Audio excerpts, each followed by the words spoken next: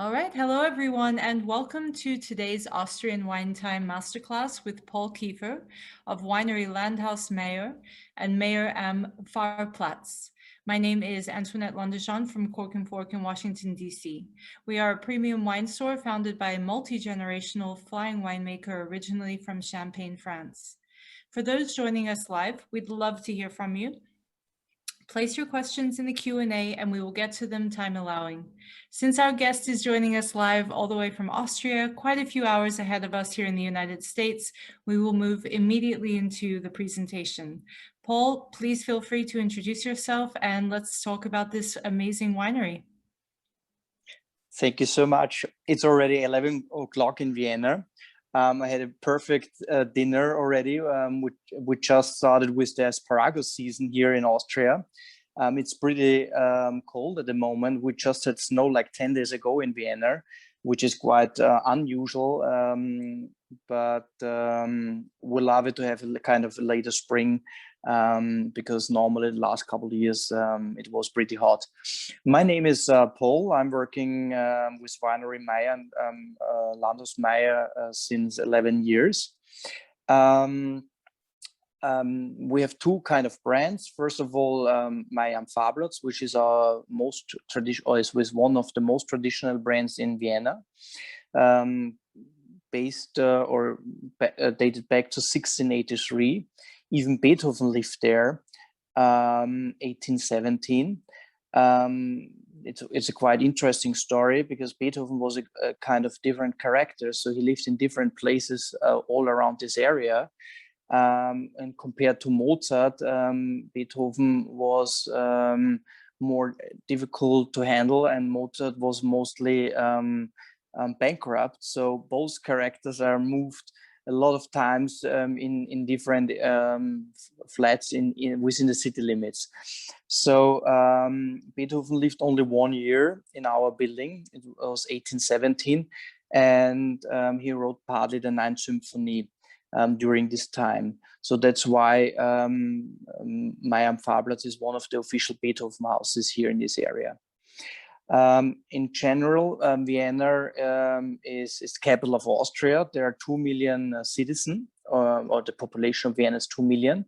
And it's actually the biggest growing wine capital in the world. So we more or less growing around 700 hectares within the city limits, which means 2.5 million liters of wine. And there are still 200 winemakers producing wine within the city limits. So it's quite unusual. So there are two facts why there is such a big amount of wine or wine areas within the city limits. First of all, the Heurigen tradition. So we have culture-wise kind of music. We have the coffee culture, but on the other side we have wine culture. So if you visit Vienna, you should definitely see for 1 or 2 days the wine sites of Vienna. So from the city center, you drive only 15 minutes and you are already in the middle of the vineyards overlooking the whole city. So it's actually a fantastic view. And the Heurigen culture was very important in the past on one side, but on the other side, it was kind of I would say ambivalent situation because the Heurigen, the wine taverns, was the main fact why there are still vineyards within the city limits. On the other side, the quality level was not that high, I would say in the 80s and early 90s, because you can imagine when you sell 100% of your production to your own restaurant, and there's no need to sell any wines to export countries, to any other restaurants in Austria, the quality standard and the quality level was not that good. So the Heurigen owners were quite relaxed because they sold almost 100% of the total production in their own restaurant. So that's the main point why we had kind of a low quality level, like in the 80s in Vienna, when other regions like the Wachau Valley, Kamptal, Kremstal had already outstanding quality level. On the other side, the Heurigen was like the main fact why there are so many hectares within the city limits of Vienna, because it was the main wine which was sold in these restaurants. And it's still by law, you can only sell the own produced wines in your Heuriger. So for us, it's not allowed to buy any fruit, to purchase any fruit from someone else when we sell these wines in our own restaurants, in our own Heurigen. And this dates back actually to Joseph II, the emperor, who decided to give the winemakers another income beside of wine production, also the kind of hospitality business. And we still have this kind of law. And when you go to, or when you visit a Viennese Austrian local Heurigen, you definitely get only 100% estate grown wines, which is something unique. But on the other side, you have to take care your wine list is more or less over the whole year, on your focus, because if you're running out of wines and you have only your own production, people maybe get bored about your wine list. So that's a fact why we produce almost 17 to 20 different wines here in our own place.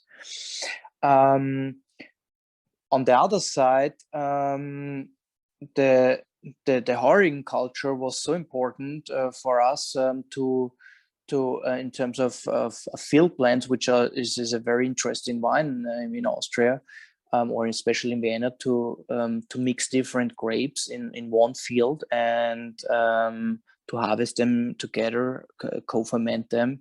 And that's why we still have a lot of field blends here in Vienna. It's a quite kind of a rare product. And I think you do have some field blends in the US, even from us. Maybe we start with our first wine. Now we step into Grüner Veltliner from Landhaus Mayer. It's our second brand, because the wine production is so limited within the city limits of Vienna. We source also grapes outside of the city, which is like 10 driving minutes on the other side of the Danube River, because Vienna is directly near the Danube. And when we cross the border, or when we cross the Danube, we entering already Lower Austria, Niederösterreich. And there is a lot of Grüner Veltliner, which is Austria's signature grape, obviously, or of course, because I would say Grüner Veltliner is one of the most food-friendliest grape varieties in the world. When you harvest it earlier, you get like a kind of fresh, crisp, green apple, citrus, lemon driven wine. When you harvest it quite late, I would say middle of October, the wines is getting really rich. The color is getting more yellow and into pear, sometimes even exotic fruit characters. And if you harvest it quite late, sometimes with botrytis, it moves sometimes into a kind of a Riesling character, which is quite interesting. But it will never lose the spiciness and the pepper character, which is very important for Grüner Veltliner, even if you harvest it quite late. So you can decide when you buy, would say Grüner Veltliner, what we taste today, between 12 and 12.5 alcohol. They are more on the fresher side, very crisp, perfect with seafood, oysters, and this kind of stuff. And when you go for like Grüner Veltliner 13.5, they are darker in color, they are rich, they're very creamy, completely different to these wines we're tasting today. and they're going more for like kind of Asian dishes with kind of richness and spicy food. And that's why the grape variety is so interesting. And so I would say there's such a huge variation of this grape, and it depends. You can produce in each area of Austria these types. It mostly depends how long or how late you harvest the grapes and how long you keep them in a barrel and on the lees. We taste 2019 Grüne Veltliner Landhaus Mayer. There's a sheep on the bottle because there are some sheep farms around Vienna, and it's the appellation is Lower Austria, and we produce them in our cellar. So, but we get the grapes outside of the city limits. It's a Grüne Veltliner, very fresh, very crisp, a lot of spiciness, and that's for me the perfect summer Grüne Veltliner, easy drinking on the terrace with barbecue, or if you have a pool or a beach, that's perfect. And also very nice with all kinds of seafood, with oysters or with crab. So this is the most typical food along with this wine. The second wine is Riesling, and that's very important to tell you about Riesling in Austria. Riesling is, compared to the German style, very, very dry in Austria. We love crisp Rieslings, we love dry Rieslings. And even if a Riesling with like 5 or 6 grams sugar, Austrians are not really familiar with this wine. So that's why we're a cool climate area in Austria, and that's why we love to produce this fresh, crisp Riesling type. This Riesling you're gonna taste today is 2018. It was a quite hot vintage compared to the Grüne Veltliner. 2019 was a phenomenal vintage, not too hot, not too cold. Riesling actually is the last grape in Austria we harvest. So it's more or less middle of October or almost end of October, depending on the ripeness. And the Riesling in Austria is always bone dry. So I would say 2 to 3 grams sugar, not more. And there's a lot of apricot and peach flavors going on. You have again this nice citrus flavor and a long, vibrant acidity, which is very important. And we actually love acidity in Austria, and that's why we match this with most kinds of fishes, mostly sweetwater fish, because they're more elegant, like trout and like these type of fishes, and they're perfect with Austrian Rieslings. Depending on the vintage, like 2018 starts already a little bit to getting a little bit of petrol flavors. We know this even from other areas where Riesling is grown, like I would say like in Australia sometimes. The petrol starts a little bit earlier. It's definitely linked into the hotter climate. Normally, in an average vintage, the petrol flavors will not start before 5, 6, 7, 8 years of when you mature the Rieslings. When you have such a hot year like 2018, it might be a little bit earlier. The fact of hotter climate is not a big deal at the moment in Austria. It's definitely we have to think about, but it's more of sometimes we have really hot years and then maybe 2 or 3 really cold years. So it's not, we can't see it's a very consistent change. I would say more it's hotter and colder in 1 year. So 2018 definitely hotter year, 2019 very, very good year, very well balanced in acidity and freshness, and not too hot. Definitely not. What we try when we're thinking about these climate changes, maybe in the future we need irrigation, but not at the moment, and we're more or less fine. Only if the grapes are grown on sand, then we need maybe irrigation in the future.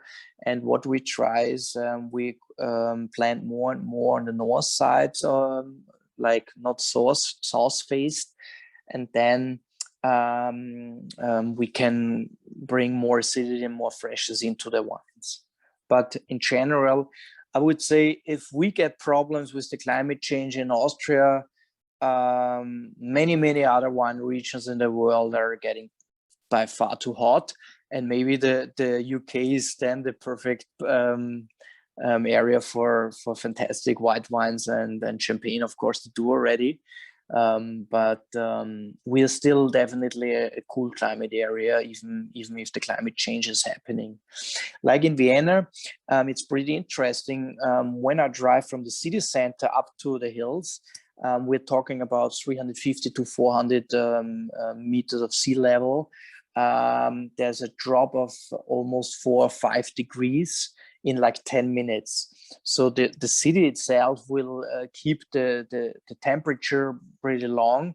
And outside of the city, or within the city limits, sorry, but outside of the center, we have a much cooler climate. We get a lot of cool breeze from the Viennese forest, from the wood there. And we get, of course, a cool breeze from the Danube River.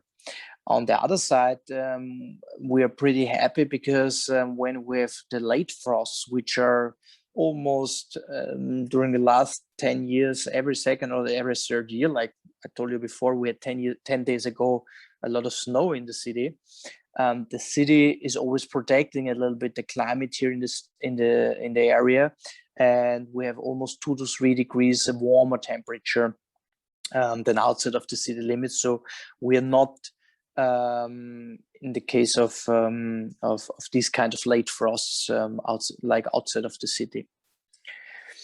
The third wine, we still stay with Landhaus Mayer. The third wine is already 2020, which was a cooler vintage. So I would say we taste 3 different vintages. It's pretty interesting. 18 very warm, very hot.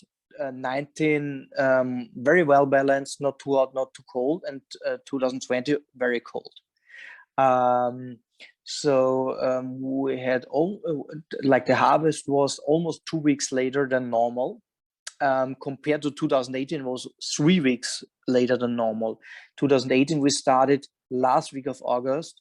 2020 we started middle of September. So it's unbelievable, 3 weeks in between. And the rosé is a kind of interesting wine. It's a very refreshing rosé. We use mostly Zweigelt. A lot of strawberry and raspberry flavors.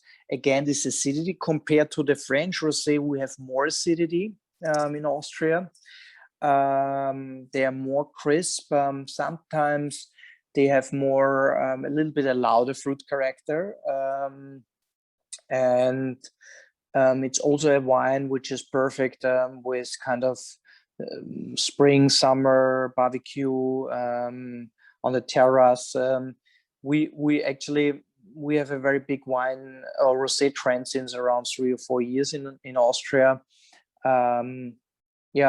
It's I would say it will end of September, end of October to drink rosé, but in the next 4 or 5 months, it's really like kind of a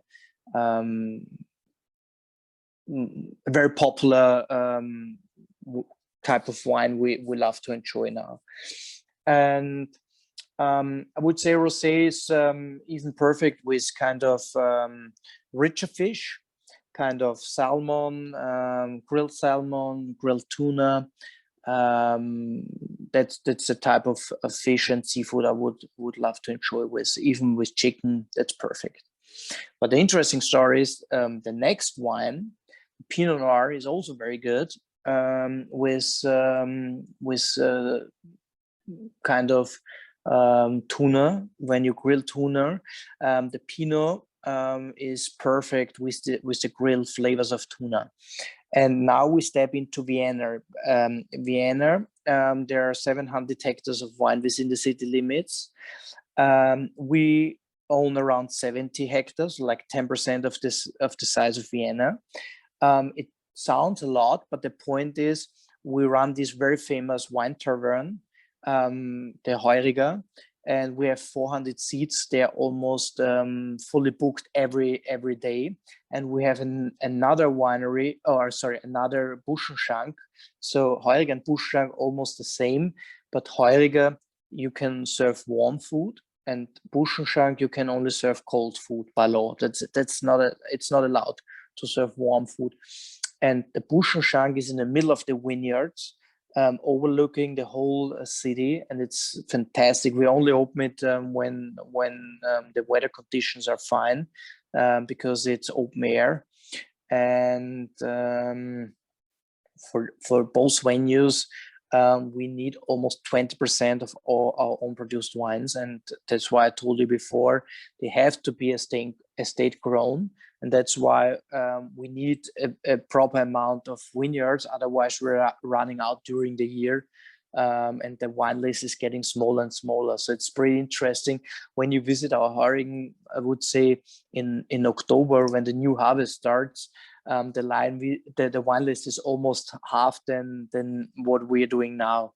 So it's kind of it's a huge focus on our products, but at the end of the day, we have to take care. We have enough wine, and we have enough different products. So we produce sparkling wines. We have white wines. We have red wines. We have sweet wines. So dessert wines. So it's a kind of a big range, and that's why I have to produce a lot of different wines. The climate in Vienna, or the soil, is very chalky.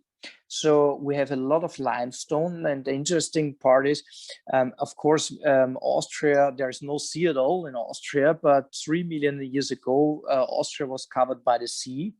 And there's a lot of limestone in Vienna. So the hills of Vienna are all a kind of reefs. And when we plant new vineyards, we find almost huge oyster shells like this, fossils in the soil. And it's pretty interesting, because there is no sea at all. So that's the point why we can grow really mineralic, kind of almost Burgundy styled Pinots in Vienna.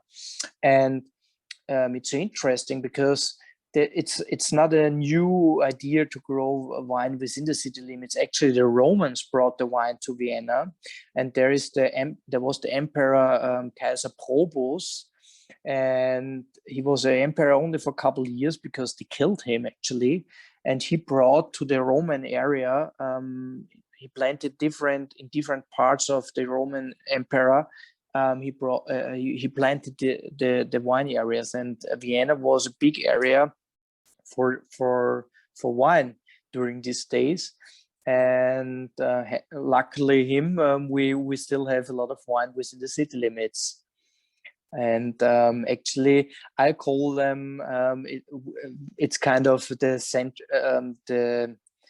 central park of Vienna, because people every weekend there are thousands of people walking around with the dogs, hiking with the bicycles, and it's a huge area. And the forests and the wine areas are so close to the city, and they definitely bring a lot of fresh air to the city. That's why we are voted maybe 10 or 12 times in a row as the highest quality living area in the world, because the wine area and the forest is definitely a big part of the air quality, and of I would say kind of a natural resort very close to the city center. About the Pinot. The Pinot you taste now is very elegant. You see the color is very bright.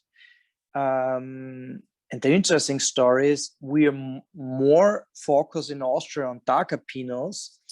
And when we picked this Pinot Noir a couple of years ago with our importer, with Amos Walker, they tasted the wine and they were really like kind of impressed and like kind of how it comes you produce this type of Pinot, and the point is Vienna is definitely more a white wine region, and I told you before it's more a cool climate area. And when we're talking about climate change, Pinot is definitely a grape who is more focusing or more linked into white wine areas in terms of climate. And that's why Pinot is doing really well. We have the chalk, we have this cool climate, which is sometimes more into white wine, but Pinot is doing really well there. And that's why we love this, I would say, almost very French-driven Pinot. When you go more to the Hungarian border, where the Lake Neusiedler is, maybe you know it more from these rich red wines we produce in Austria. Sometimes Pinots are getting very rich there, completely different character.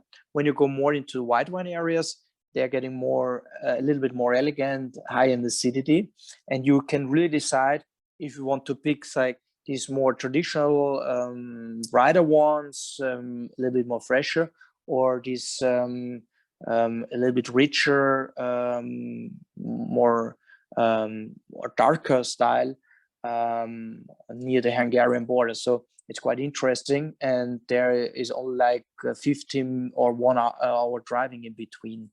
So you can see it's Vienna or Austria is in terms of climate, there's a big difference between these areas. Yeah, and before I know you have only these 4 wines, but before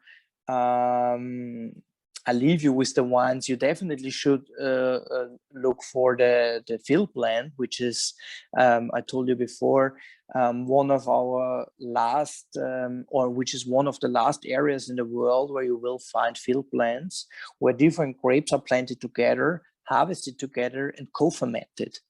And in the early days, like 200 years ago, almost whole Europe was covered by field blends. But they ripped them off and they planted only single varieties.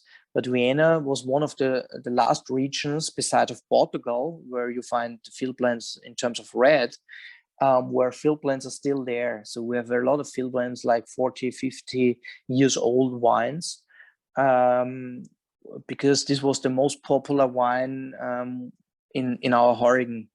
So because of this huge Heurigen culture we still have in Vienna, people love to drink Grüne Veltliner and field blends. And that's the main fact why Vienna is the only region in the world where you will find a proper area of field blends. A little bit is in Alsace, Portugal in terms of red, and I tasted already some examples from California. They are sometimes replanted. And that's interesting because you have different fruit characters into one wine, and they have to be harvested at the same time, co-fermented, and that's the uniqueness about the field blend. So so watch out also about the field blends in Washington.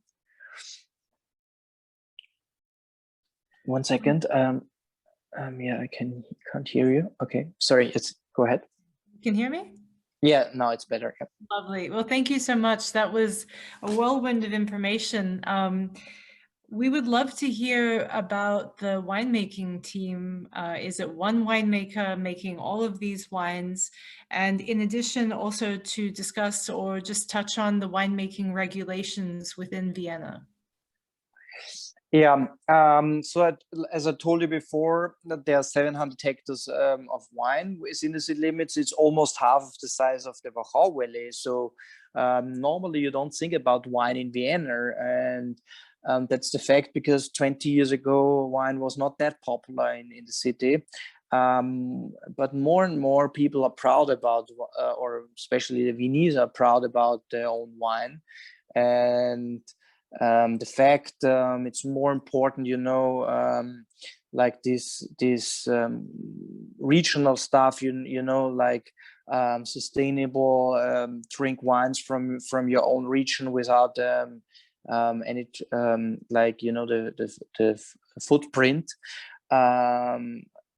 I mean, that's maybe the closest you can get. I mean, it's like 2 or 3 kilometers from the vineyards to the restaurant in the city center.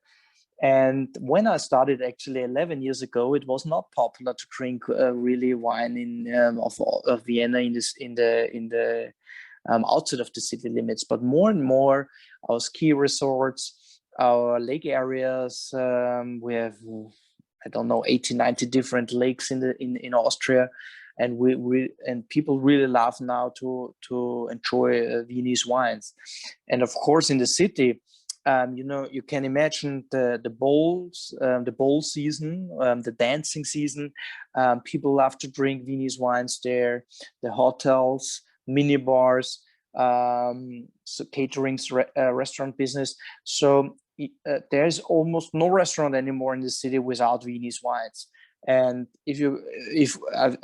when you say we have 2.5 million liters of wine, and we have 2 million people within the city without tourists, actually there's only 1 liter per person.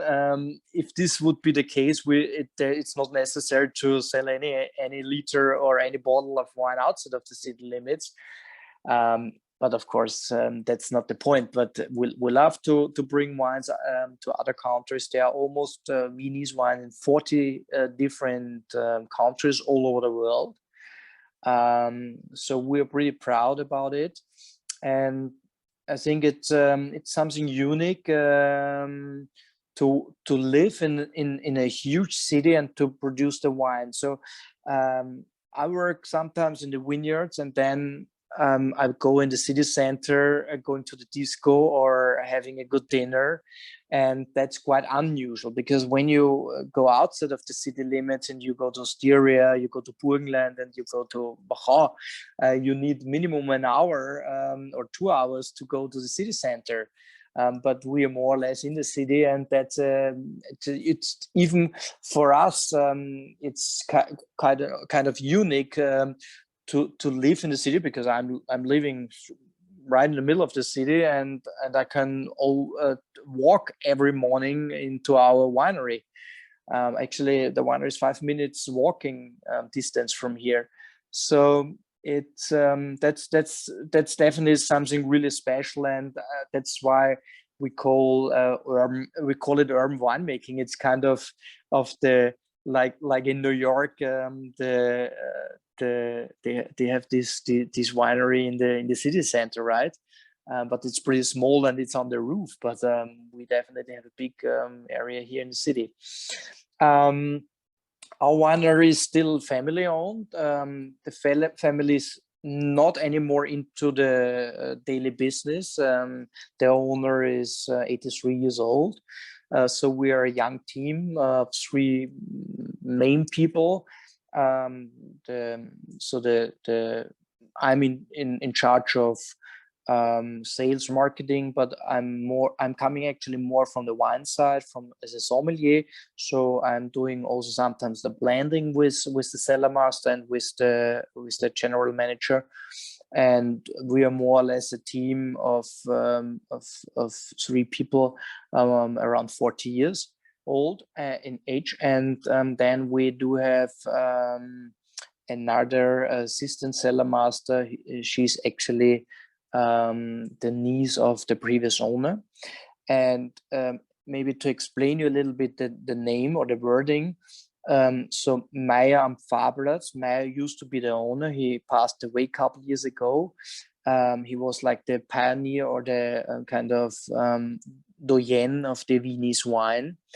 And Pfarrplatz means the church square, end of the day. So in the middle of this square is the church, And on the left side is our Heuriger, where the winery used to be. And on the right side, we have kind of a fine dining restaurant. So it's definitely worth it to visit this area. So it's 15 minutes from the city center, but it feels already like really countryside. And then on the other side, we have this kind of Landhaus Mayer brand with the sheep on the label. We founded this 2011 because we have the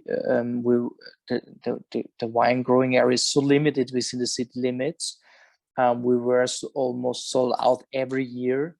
And you can imagine if you grow wine within the city limits, it's very, very expensive. Our vineyard workers are living in the most expensive living area because the 19th district. So actually, I brought you this T-shirt. So it means Beverly Döbling. Döbling is the name of the 19th district, and it's one of the most wealthiest areas in Vienna because it's so green and it's so close to the vineyards and to the forest. So people love to live there. So only family houses, villas are there. So it's quite difficult to or expensive to grow wine there. And even around 10 years ago, when it started to be popular to own vineyards in the city, many investors, many real estate companies started to try to buy vineyards in Vienna because they had like a idea to build a villa in the vineyards. But thanks God, we have a very, very strong law. And actually our previous mayor was really into wine. He loved wine. And have you heard maybe in the US about Spritzwein? Spritzwein is like you have half sparkling water and half wine, and you mix it.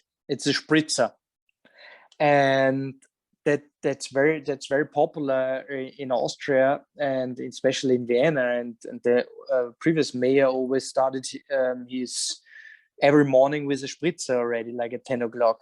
So he was definitely a big character into wine, and he was very important. So all the vineyards are 100% safe, and that's very important for us to continue and to keep this region really safe, and I would say to protect it definitely. Yeah, I would say that's more or less like a younger team, and there are different points why the Viennese wine culture had a success during the last 10 years, which was unbelievable, or not maybe not possible like 15-20 years ago. You have this type of unique wines or vineyards within the city limits. Then on the other side, this type of field blend, which is so rare in the world and such a unique wine. And on the other side, our place where Beethoven lived, the wine culture. So these are kind of main facts. And I would say, if we're talking about the change where sustainability and all these matters are very, very important, I would say that's the main focus why Viennese people love their own wines. And we're still in a very hard lockdown at the moment. We will open it middle of May, but we just opened last week our takeaway business in the vineyards, and we had like, I would say 500-600 people today. I mean, they are sitting in the vineyards, picking a bottle, picking like some cold cut and traditional Viennese food, cold food, and enjoying it in the vineyards. But it's definitely something very local, and people are. We just saw it during the last year, during the pandemic. This was maybe very, very important. So for kind of people recognized more and more how important the local area, the local nature is for them. Because in the past, we had the chance to drive everywhere in the country, or we go to the airport and go for vacation. But when you have to stay within your city, you detect your city in a completely different way. And I would say this was a kind of a very sustainable way for us to get new people into this area and to get them to get a new idea for these people how close the vineyards and how close the wine area really is for these citizens. Sorry. Wonderful. Well, thank you so much. I believe that you will be receiving some visitors from Washington, D.C. once we're able to start flying again. Before we say goodnight, do you have any final thoughts to share with the group? Yeah, I would love to definitely invite you to Vienna. It's normally it's a direct flight from Washington. It's a 10 hours flight. I did it a couple times already. And please definitely let me know when you're in the city. I would love to show you the winery. You can go to the city center, book a hotel there, and a cab brings you in 10 minutes into the vineyards. You definitely should see the opera. You should see the Viennese coffee culture, and you definitely should see the Viennese wine culture. And if you don't have the chance to see all these facts here or all this culture here in Vienna, maybe you have a chance to taste more of our Viennese wines back in the US. And I'm looking really forward to visit you guys. I'm getting actually my vaccination next week, so I'm looking forward to visit you guys already in fall. Excellent. Thank you very much. And also thank you to Daniel Hubbard for facilitating the last two wines in the tasting lineup. We're so delighted to be able to include all 4 wines in the tasting this evening. So thank you for joining us today. Thanks to all for watching and for your interest in the great wines of Austria. We encourage everyone to visit our website calendar at corkandpork.co to view the Austrian wine events we are hosting with some of the region's greatest producers, such as the one we were so honored to have tonight. So, Paul, thank you for all of your work and your support leading up to the event, and of course for an amazing presentation. And we wish everyone a lovely, lovely evening, and I'm going to end the meeting for all. So thank you. Good night. Thank you. Bye. Bye-bye.